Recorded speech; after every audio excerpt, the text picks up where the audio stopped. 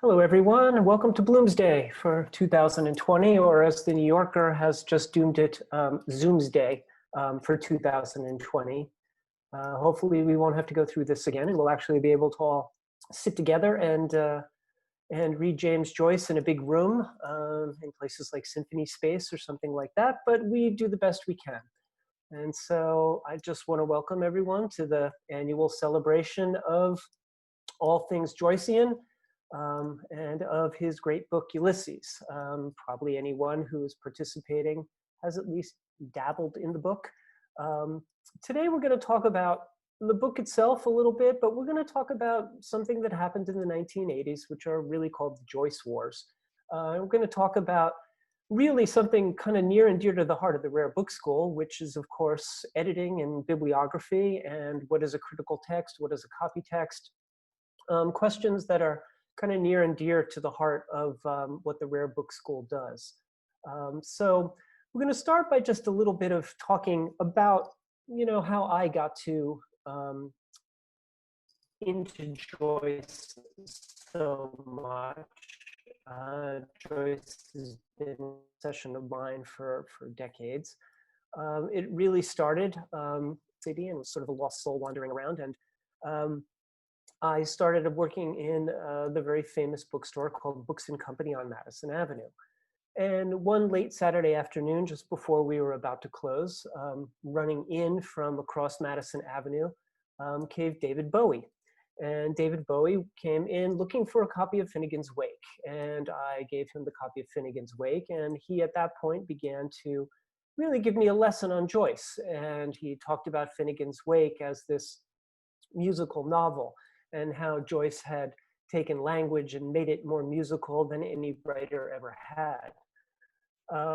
Before that, I hadn't really read any Joyce. I, of course, have heard of him, but I hadn't had any of the classes in college that one would have classically encountered Joyce. And so I began reading Ulysses that day, and ever since then, it has become a grand obsession of mine. So David Bowie, of course, he was seemingly obsessed with Joyce. Obviously, we never talked again after that moment, a real New York bookstore moment.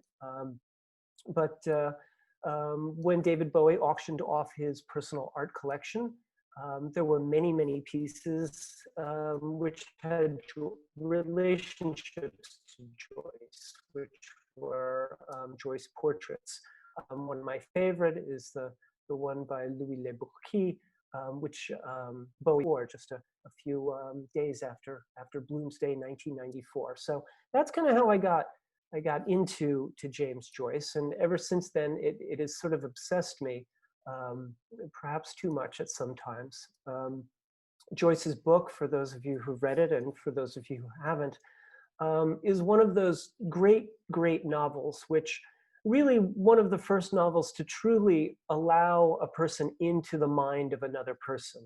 There's a great philosophical essay by Thomas Nagel called What Is It to Be a Bat, where he talks about theories of mind and how it would be impossible for us to understand what it would be like to be a bat. But Joyce let us know what it would be like to be in the head of another person.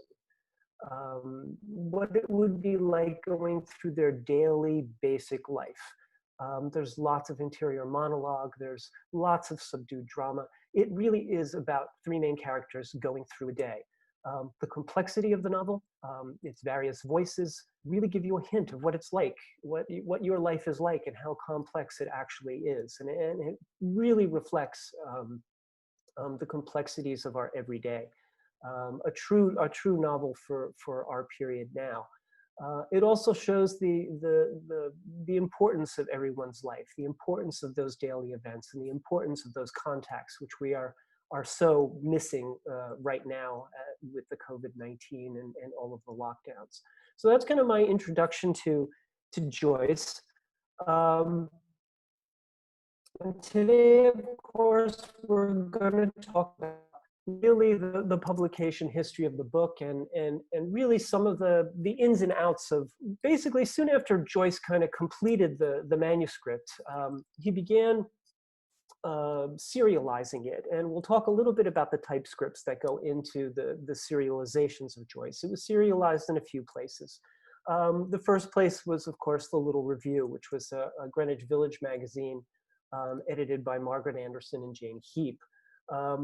It didn't make it through the end. It was condemned, of course, by the Suppression of Vice Society in New York. Anderson and Heap were brought to trial for peddling obscenity, and they lost their case.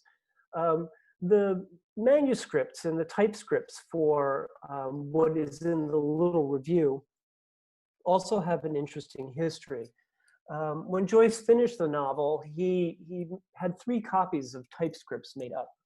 And no one's exactly sure what the circumstances of those typescripts are. There's a lot of history and a lot of arguments that go back and forth about those typescripts. But 2 of them went to Ezra Pound, and the American poet. And basically, he used those manuscripts to get it serialized. One became the basis of the Little Review, the thing we just talked about. And one was used for the fragmentary serialization in The Egoist.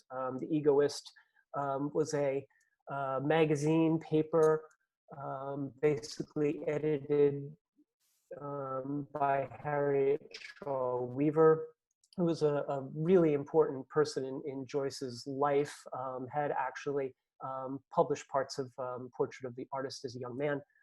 And the contributing editor, of course, the person who started The Egoist was Dora Marsden, who basically this was the follow-up to a really important journal that she edited called The New Freedwoman. And so there was a lot of people who wrote in these. T.S. Eliot wrote in some of these magazines, but they were a real outlet for some of the more experimental and important literature that was going on at the turn of the century and in the 1920s. So this is where really it all kind of began. Now, no complete run obviously took place in any of these manuscripts, these magazines. The Little Review ended in 1920 with the court case started in 1918. And so it was finished at that point. The Egoist didn't make it all the way through the serialization of the novel either. And so it really wasn't until Joyce came into contact with his Parisian friends and with Shakespeare and Company, in fact, the bookstore Shakespeare and Company and Sylvia Beach. The story is fairly well known, so we're not going to go into too many of the details about the publication by Beach, but it's a very important moment in the history of the book, obviously. So Beach agreed to release the novel in a limited edition of 1,000 copies in plain blue wrappers with the white lettering that has become so famous. 750 copies were on handmade paper, numbered from 251 to 1,000. 100 copies were on extremely beautiful Dutch handmade paper and are numbered 1 to 100 and signed by Joyce, and 150 copies on the larger French paper. The book has, of course, become an iconic collector's item. There are many copies that are extant, but the sheer design of the book has made it just a desirable thing to have in hand if you've ever held one of the original editions. When the book was published, of course, there was some issues with its later life. Obviously, we know of the court case and the obscenity court case, which we're not going to talk about here, but we are going to talk about a couple of the bootleg versions. One important one appeared in Samuel Roth's Two Worlds, or Two Worlds Monthly, which is the subtitle devoted to the increase of the gaity of nations. Another one by Odyssey Press. Roth was infamous for basically bootlegging and basically publishing very, very, at the time, what were considered salacious works. He published Lady Chatterley's Lover and a whole bunch of other things which were quite important. There was a really, really good show in 2014 kind of celebrating his life called The Publisher's Provocateur. Roth spent quite a long time in prison for publishing these things. So he really was one of those early people who kind of kept the faith, at least as far as publishing works that were considered pornographic or somehow in some way controversial. But he also is known for basically taking bootleg editions. And in this case of, in the case of Roth's publication, as we moved along from these sort of typescripts and into the 1922 edition that was done by Beach, people had noticed that some of them were very imperfect. There was a lot of mistakes in the manuscripts. Joyce, of course, did approve the 1922 edition. It was the edition as he saw fit. The book came out in 1922 on his 40th birthday. But obviously there were a lot of problems with the presses that were used. And some of these smaller houses, especially in the case of Roth, the typescripts they were using were not exactly the best. And so there were definitely, very early on, people thought that there were mistakes and things in the editions which might be problematic for the actual text itself. Now, in the case of Roth, when it began appearing in Roth's journal, Sylvia Beach and a whole bunch of other people signed a group of authors like Virginia Woolf, Ernest Hemingway, Yeats. In April 27, in Transition magazine, published a thing called Stop Thief, which was basically trying to get Roth to stop publishing Joyce's text without any authorization and without payment. And without alterations, which basically seriously corrupted the text that was published in Roth's text.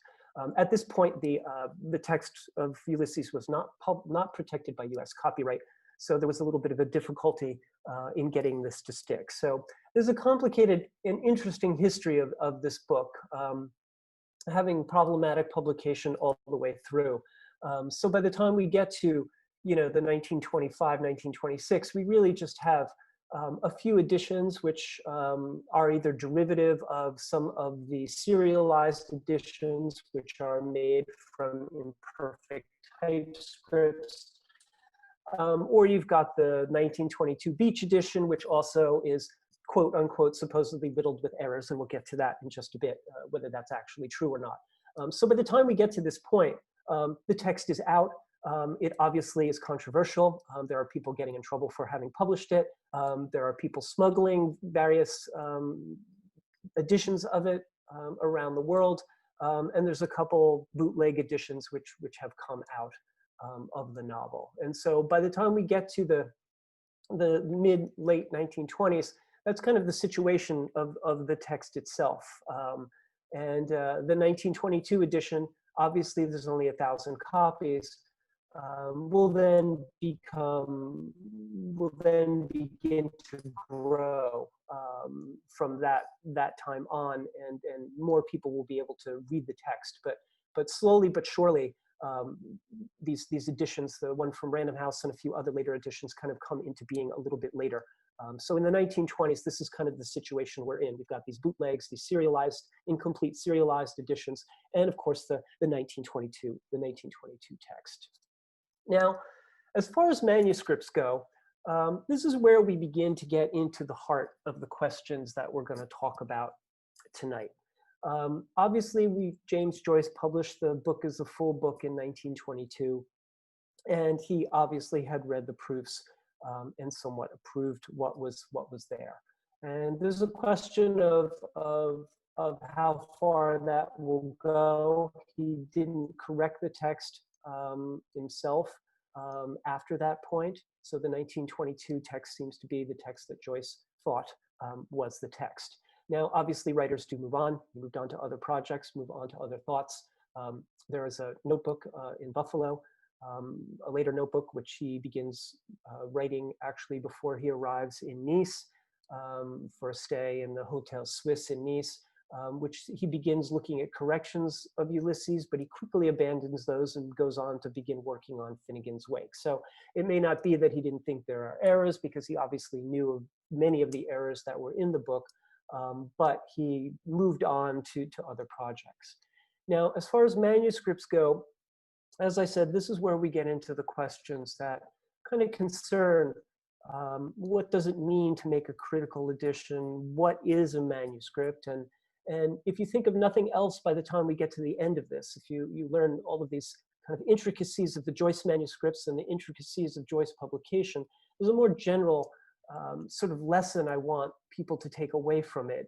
I want you to think about what it is that you actually pull off the shelf. So when you read any book, when you pull it off the shelf, whether it's an edition of Aristotle or Lucretius or any of the early text, or a book like James Joyce's Ulysses that has had editors and people looking to make critical editions of it, you have to think about what it is you're pulling off the shelf. How close is it to the desire of the actual author itself? How distant is the author from the actual thing that you are looking at? And how many other things have been brought into the text that you're about to pull off the shelf and read as if it is part of the author? When we look at something like the extant manuscripts of Joyce's Ulysses, the earliest ones we have are fair copies of the opening chapters and a not quite completed draft of the Proteus episode, which is the third episode, which dates from 1917. Complete chapter manuscripts after that, they're usually fair copies that were written out after they were composed. So as they were finished, these copies were then written out. And then fair copies were never made of episodes 10, 17, and 18. Now there's 18 episodes in Ulysses, and we'll talk a little bit about why that is a little bit later. But some of which of these remain in rough drafts. Now, there's a very famous manuscript called the Rosenbach manuscript, which basically spans a 4-year time period from 1917 to 1921. And all of these things that we've just talked about, which were composed in different times and sort of in different ways, make up what the Rosenbach manuscript is of Joyce, which you see a photograph of the beginning lines of Ulysses right here, stately, plump buck mulligan. It begins with. So the Rosenbach manuscript is sort of a composed manuscript. It's a manuscript that wasn't complete and wasn't the way that Joyce had completed the actual novel. It's this constructed manuscript. And this is going to be one of the problems that we're going to see as we move forward and talk about the conflict between really two different ideas about what it is to make a critical edition and what counts as the basis of an edition, of a critical edition. So the controversy really begins that we're going to be talking about in 1984 when Garland Press published a 3-volume book called Ulysses, a Critical and Synoptic Edition, which was edited by Hans-Walter Gabler, Klaus Melchior, and Wolfhard Stepp. Now, in the book, Gabler claims to have fixed and expunged more than 5,000 errors in the original text. And he makes a statement that it was done to replace the text made public in the book's first printing. So in other words, to replace the 1922 edition that Joyce had in fact himself overseen the publication of, and every subsequent edition since 1922. So Gabler really thought he was making an edition which perhaps not closest to what Joyce had intended, or not what Joyce might have recognized, but something that was an edition that basically took all of the information that we had and kind of fixed the typos, but also fixed some more substantial questions about what was going on in the text.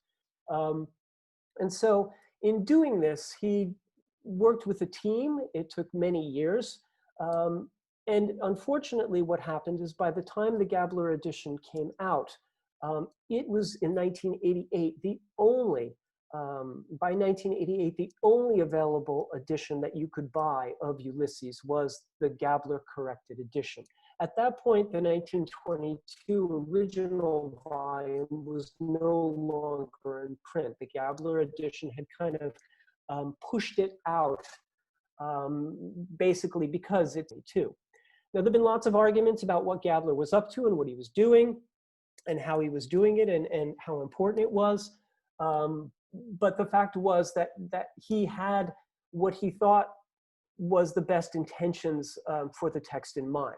He really was attempting to correct the edition and make a reader's edition that would be based on some of the writings and some of the manuscripts that Joyce had left behind.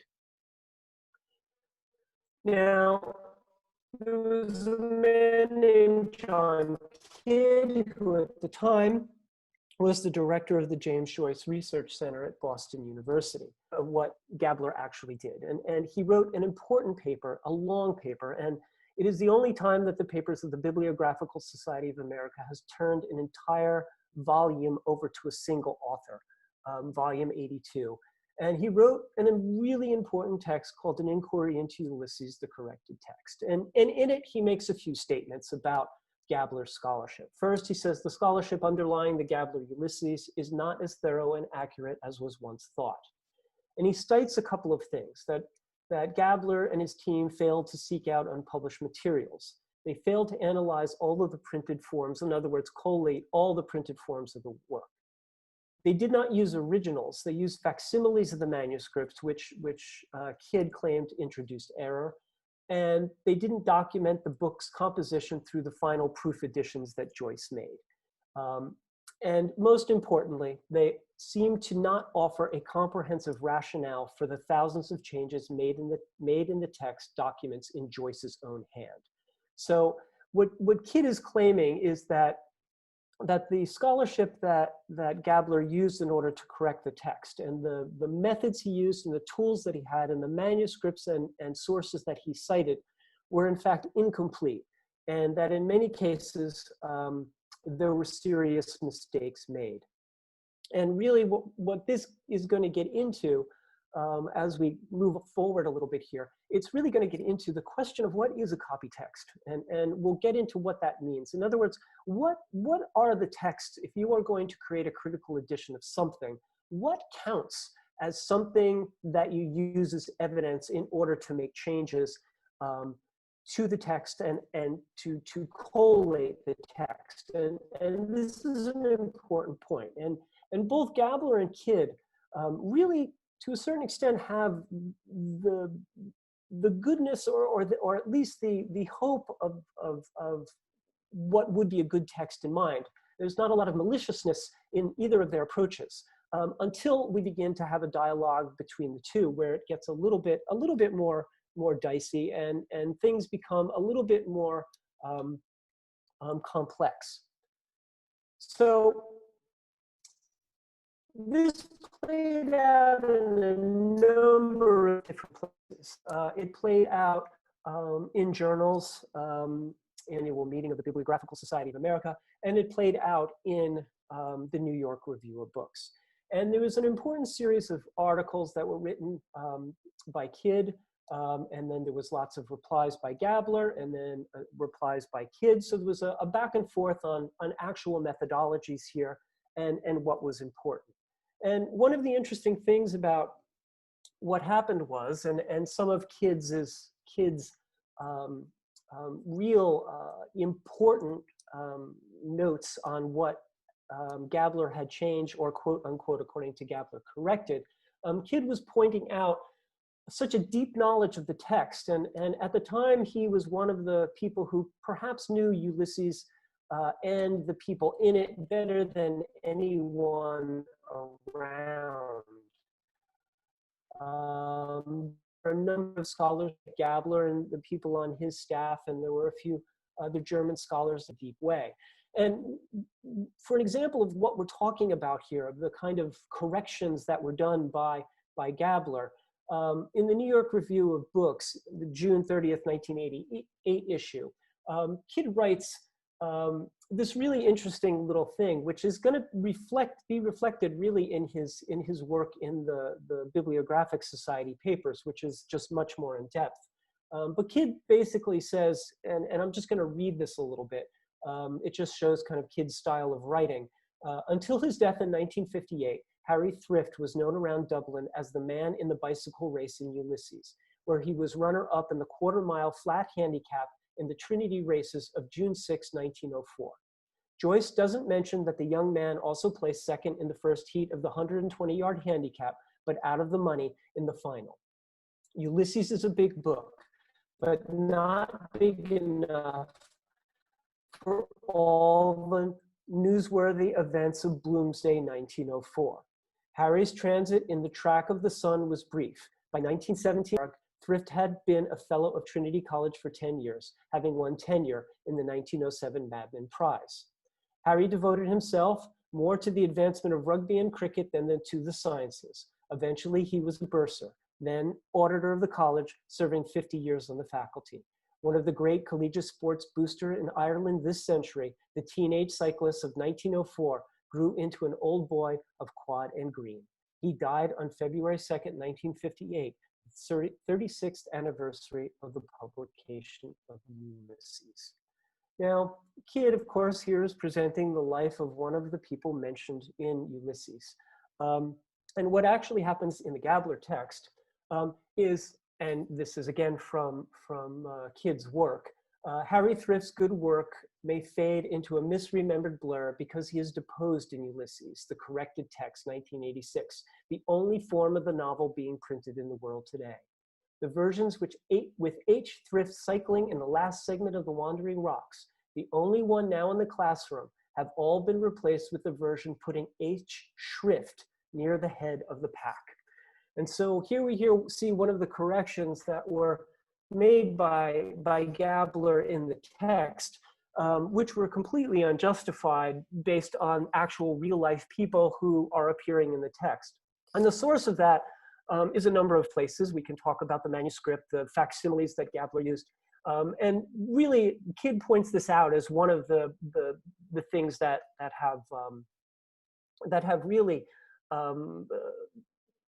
shown Gabler's edition to be not the best, and having made more mistakes than it cleared up.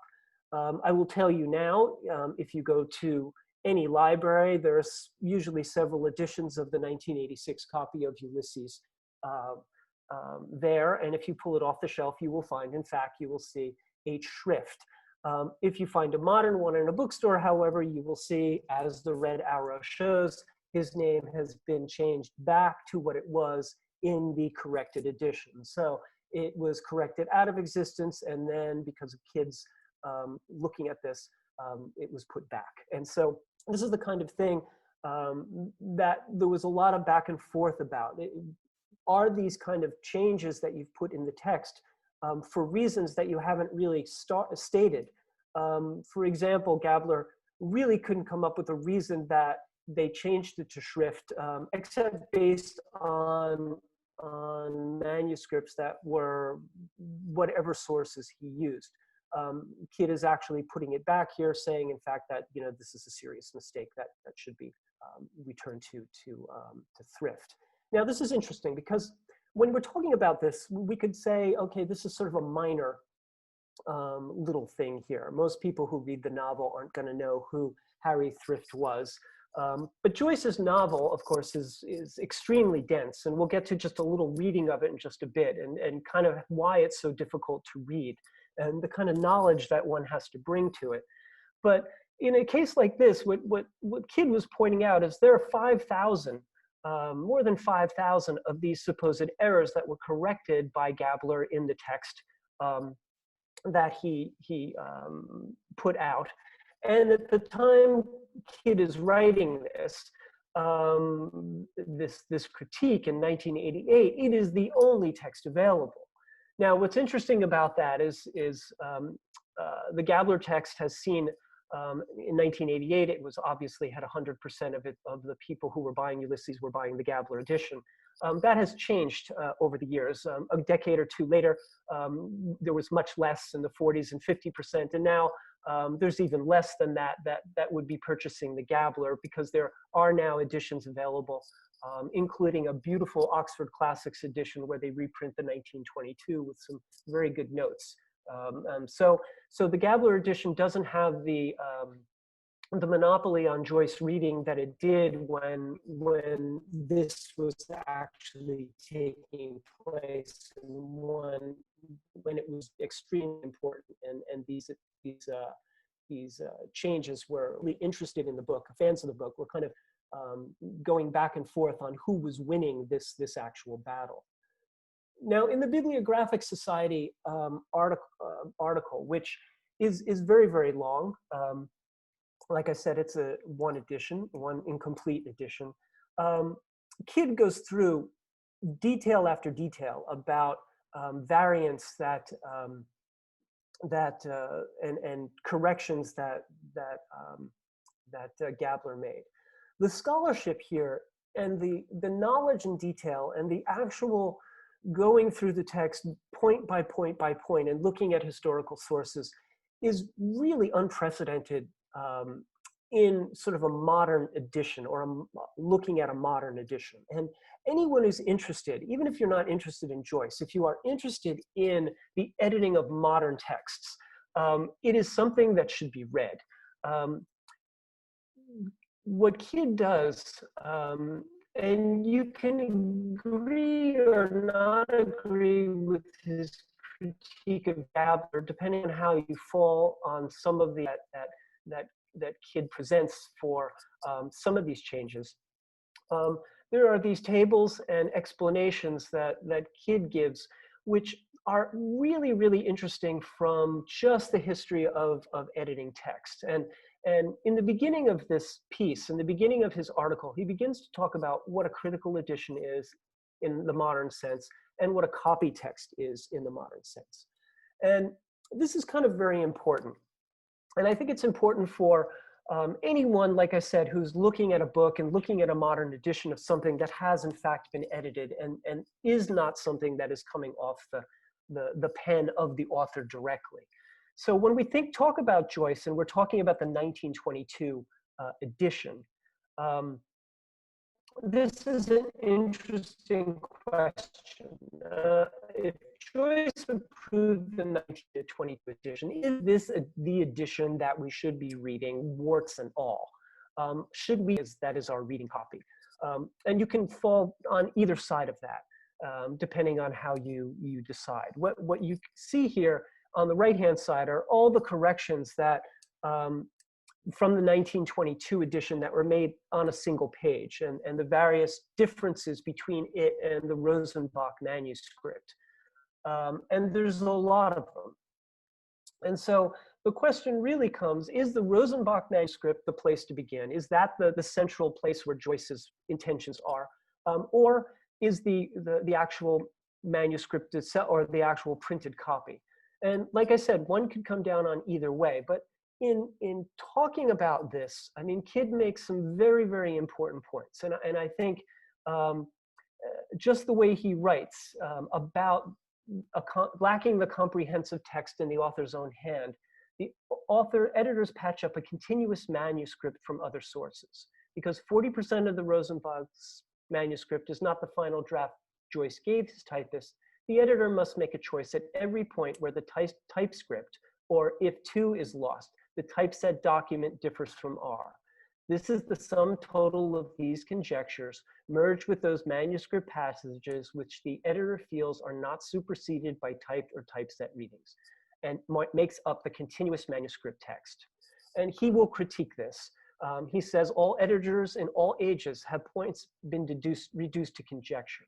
Some have claimed divine inspiration. Now we see a novel rationalization.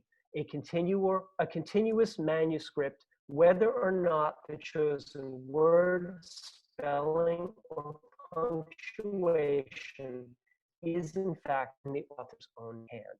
And this really has to face what is the author's own hand, and how do we judge that in the absence of direct manuscripts that represent the final printed copy. And really, this is the central point in the Joyce Wars and the things that we've just kind of talked about. This is really what it's about. It's about how do we as editors, how do we as book historians, how do we, people who are interested in manuscripts, make these decisions? And really, what does it mean when you walk up to a bookshelf and pull a book off a shelf and read it that has been edited, not by the author, but has been sort of constructed? And what is the rationale for making those decisions? And really, even though the Joyce Wars got kind of bitter between the two groups, and it remains somewhat that way. This is not a settled argument in any way whatsoever at this point. It's still kind of an ongoing question in people's minds. What we learned from it, when perhaps not directly a great deal about Joyce, because at this point we don't have anything to settle this necessarily, but we do learn a lot of text that has some mistakes in it, and how much detail one needs to know before one touches the words that an author has approved in however the text is corrupted in its final printed copy. Now, this is especially difficult in someone like Joyce. And we're going to just take a little bit of time here to just read a passage and look at a passage in Joyce. Now, Joyce divided up Ulysses into 18 parts, and he was inspired by Charles Lamb's children's version of Ulysses. Obviously, this is sort of a different way of looking at the text than it is in its original Greek. Joyce had always loved the text, and so he talks about reading the text itself, but he took really his inspiration from this. And Joyce is just like Charles Lamb's Adventures of Ulysses, is divided up into 18 chapters. And we're going to read just a small bit of this and kind of just to show you how difficult and why it is so difficult to decide what is real and what is not, what is a mistake and what is real. And we're going to take a part of the text, which is not necessarily read a lot, but it's something that is really from the main character, one of the main characters, Stephen Daedalus, also the main character in Portrait of the Artist as a Young Man. And we're going to begin, this is the third episode, which is called Proteus. And it takes place in a place called Sandy Mount Sand, which is just, you can see by the picture, it is a real place. And I'm going to just read the first couple of paragraphs here of it. And then we're going to just talk about the text, and then we can take some questions. So the text begins, ineluctable modality of the visible, at least that if no more, thought through my eyes. Signatures of all things I am here to read, sea spawn and sea rack, the nearing tide, the rusty boot, snot green, blue silver rust, colored signs, limits of the diaphane, but he adds in bodies. Then he was aware of them bodies before of them colored. How? By knocking his sconce against them, sure. Go easy. Bald he was and a millionaire. Maestra di Colace Sano. Limit of the diaphane in. Why in? Diaphane, ad diaphane. If you can put your fingers through it, it is a gate. If not, a door. Shut your eyes and see. Stephen closed his eyes to hear his boots crush, crackingly whack, and shells. You are walking through the howsome ever. I am a stride at a time, a very short space of time through very short times of space. And so that's the beginning of one of the most interesting, at least to me, episodes in the book. But if you begin to dissect it, you start to see how complex Joyce's prose actually is. And this particular part, Stephen is wondering about the modality of seeing and whether you can get by, how to get by without the modality of seeing. And this is really a paragraph that is so dense. It is a tribute to kind of Aristotle, also to Jacob Böhm, the German mystic. It begins with this ineluctable modality of the visible, and this is coming from Aristotle. He talks about limits of the diaphane. So this is translucence, is not capable of existence without a body. He adds in bodies. And so we also say here, this colored signs. How does he know that there are bodies before color, which is a reference to George Berkeley, who Berkeley said, we don't see objects, only colored signs. Berkeley was critical of existence, that everything existed in the mind. And then he goes to, by knocking his sconce against them, sure, go easy. How did he know there were bodies before they were colored? And he basically talks about Samuel Johnson's um, critique of Berkeley by saying, this is how I know there is something instead of nothing, and he goes up and kicks a rock. And so the density of what Joyce is getting at here makes it difficult. Every single thing in Joyce has a place in Dublin. It has a place in Dublin's history. It has a place in the daily life of Dublin. And it becomes very difficult to separate what is a mistake from what is his intention. And so the Joyce Wars are a cautionary tale for anyone who would want to edit a text, who would want to understand the intentions of an author as complex as this line, that are so dense that they refer outside of the text itself to something else that one needs to know or is helpful in understanding the text itself. Obviously, the book can be read as it is without any of the information that is being shown here. But at the same time, it's helpful to have a guide, at least the first time through. It is an extremely beautiful book, and it is a book which basically allows you inside the mind of two important characters, Stephen and Bloom. And also, of course, Molly, whose soliloquy at the end is written in a way that is unique to Joyce in very many ways. And so the text itself is an amazing thing. And the Joyce Wars basically show us how important it is and what happens when one tries to edit a text that is as complex and as close to the heart to many people as Joyce's Ulysses is. So, happy Bloomsday 2020. I want everybody to stay safe and keep reading.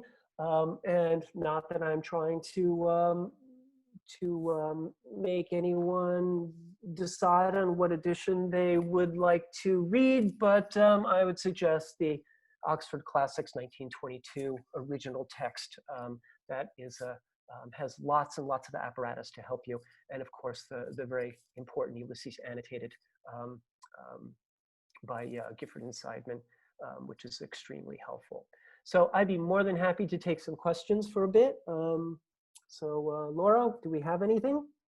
Certainly. Hi, everyone. I'm Laura Perrings, the Director of Programs and Education at Rare Book School.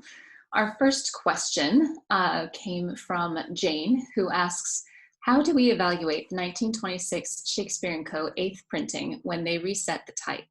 I thought Joyce was involved in this and wondered how it influenced later editions and the controversies you've been outlining here. That's a good question. The typeset in that text is a real interesting issue, which I'm not all that familiar with. There is some really interesting articles that were published a couple of years ago on Joyce's typesetting. And what I'll do is I will do, as I do for some of my other Rare Book School classes, I will add a small bibliography at the end of the, when the videos come out so people can look. I don't really know how it influenced the later texts. Obviously, in the case of, say, the Gabler edition, at least in its modern printings, does not follow the pagination of Joyce. It references the pagination, but it doesn't keep the pagination. Most of the 1922 printings of the text keep the pagination, but they definitely do not keep that same interesting typeface that Joyce was in fact instrumental in looking at. But I don't really know how they influenced the later printings. That's an interesting question, and perhaps if you have the answer, you could write it in the chat. All right, we have another question asking from Davis. How many of Joyce's original handwritten manuscripts of Ulysses survive, and where are they now located? That's a good question. There are not too many of them. There's fragmentary bits. There is the Rosenbach manuscript, which are these fair texts. The early drafts and some of the initial studies don't survive. And really the manuscript history, the unpublished manuscript history, Joyce does have notes and things like that. But as far as the actual manuscripts of Ulysses go, there is the Rosenbach manuscript, which, like I said, is sort of a compilation of what's kind of known and what's together from 1917 in fair copies and some of the rough drafts. And there are some fragmentary other things, but very little else. There's a couple of pieces in Dublin, a couple of episodes where there are pages, and we're on much better ground with Joyce's manuscripts, but there's not much. And so I think when Gabler was reconstructing the text, he used as much as he could find. Unfortunately, he was using it from facsimiles. One of the interesting things is that there was a facsimile edition of the manuscript, a 3-volume facsimile published several years ago, which is a very useful facsimile. But the Rosenbach library has not provided a digital copy of the actual Joyce Rosenbach manuscript on their website. You can get little bits of it, but the really only place to go for the full Rosenbach is in fact that 3-volume facsimile, which is useful, but would not be as good as a sort of modern digitized copy. But there's not a lot. There is no full, and really one of the central issues here is there's not a full final manuscript that Joyce kind of approved in his hand. There are these various fair copies and typescripts, but no full manuscript that was written out sort of continuously as kind of the final copy going to the printer thing. That does not survive. All right, next question. Could you say a few words about how the Rosenbach manuscript was put together? It was purchased by Dr. Rosenbach from the estate of the lawyer who defended Joyce and his publishers against the obscenity charges under the Comstock laws in 1920. Right. The Rosenbach manuscript is an interesting question, and there are a lot of people who've talked about the way it was put together and its source. There's not really a lot known about the exact way that this thing came together. Obviously, the date range from it, from 1917 to the 1921 before the publication, leads one to believe that obviously this was compiled, right before or after publication. But this is, again, another one of those central issues about the kind of history of the Rosenbach manuscript itself. I myself have never looked really deeply into the actual origins of the Rosenbach manuscript. Again, the 3-volume facsimile goes through a real detail history of the Rosenbach manuscript itself. And there's actually a very good article on the Rosenbach manuscript on the Rosenbach site. They do have a very good sort of history about where they are, rather than hear me sort of throw out some generalities that I'm not sure about.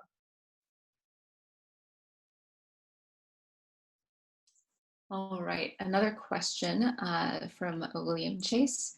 How substantial is the authority for including in the text the passage in the 9th episode, including the passage from Aquinas, lines 429 and thereafter? Wow, that is a tough one. That, of course, is a really controversial inclusion. Gabler, in the original edition of the corrected copy, kind of gives rationale for some of his inclusions.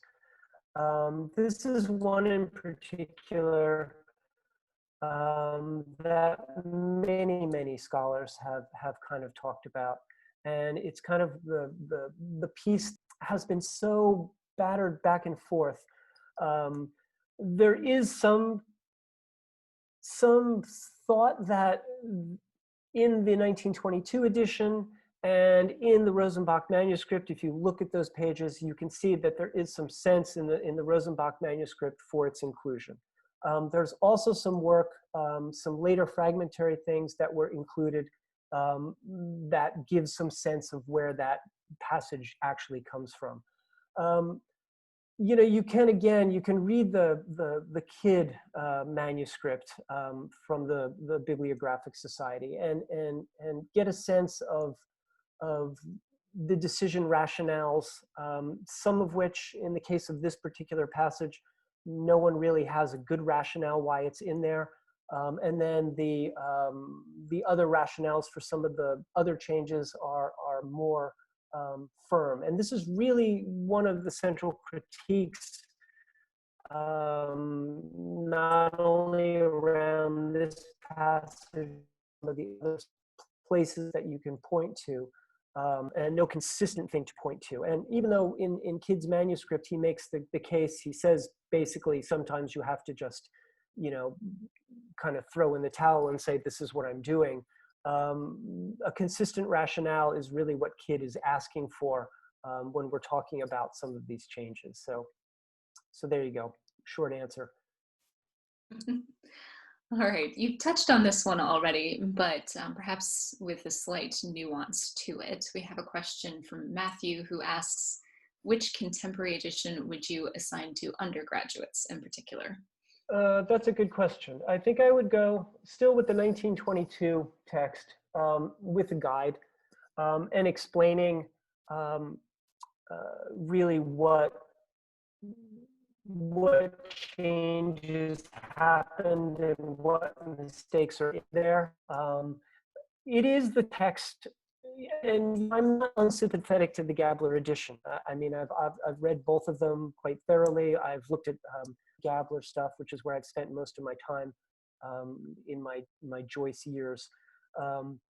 And I guess my reason for that wouldn't be because I don't think the Gabler text is any good or that there's something necessarily wrong with it, but I think it's important to go kind of back to the 22 text. And if I was teaching Joyce to undergraduates, I would certainly talk about the kind of history of the text and its publication history. And I might take a few pages from the Gabler and from the 1922 and compare them and talk about what editing is and what it means to pull a book off a shelf and the differences between this Oxford Classics edition that you see on your screen and the Gabler edition that I showed earlier. There's been kind of an interesting movement back and forth. There are people who make cases for both sides of that the Gabler text somehow, because it doesn't have some of the typography, that it might be an easier text to approach.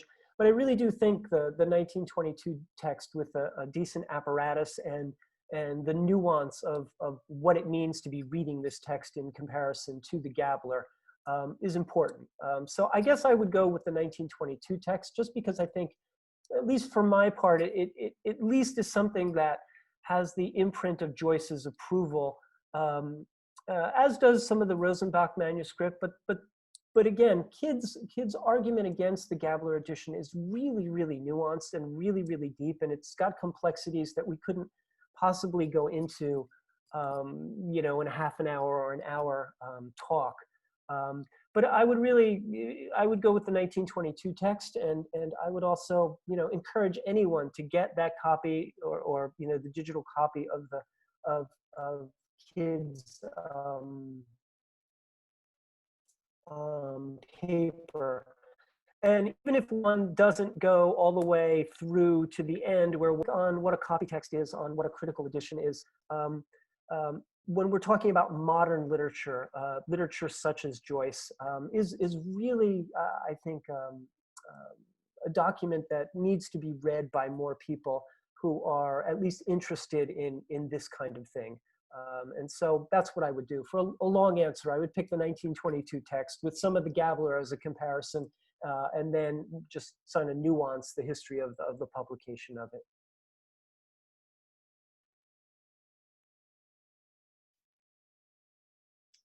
All right, we have one last question that just came in, referencing Simon Popper's 2006 art project based on the 1922. It's caused his students to squeal aloud with delight, he says, and wonders if you have seen that and what you think of I it. have absolutely not seen it, but I'm Okay. definitely going to look it up. So if there's anything that makes your students pop with delight as you're teaching Ulysses, I definitely want to look at it. So thank you for the, I will definitely take a look. Okay. Well, thanks everyone for, and happy Bloomsday. There's lots of other readings going on all over the place. Symphony Space is doing their virtual thing from New York City virtually, which is always a good thing. So stay safe and keep reading. And thanks everyone who came and participated. It was fun.